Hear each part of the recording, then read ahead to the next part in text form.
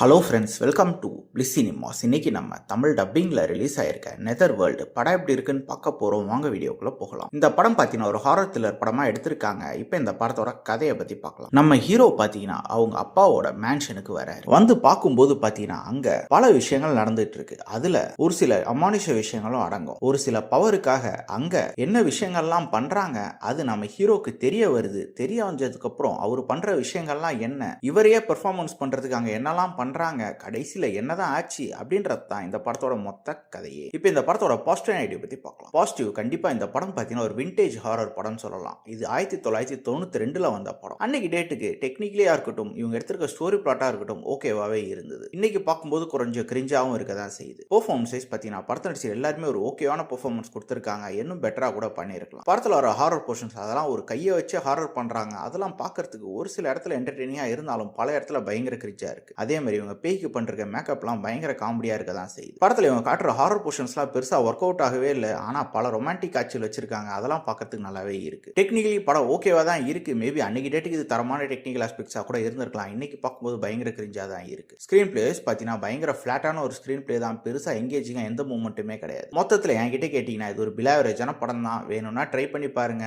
இந்த படத்துக்கு IMDbல பார்த்தீங்கன்னா 4.2 கொடுத்துருக்காங்க. இந்த படத்துக்கு நம்மளோட ரேட்டிங் கேட்டீங்கன்னா இதுக்கெல்லாம் ரேட்டிங் கொடுக்கறதுக்கு ஒண்ணுமே கிடையாது. ஒரு பிலாவரேஜான படம். இன்னொரு வீடியோவில் சந்திக்கலாம். தேங்க்யூ.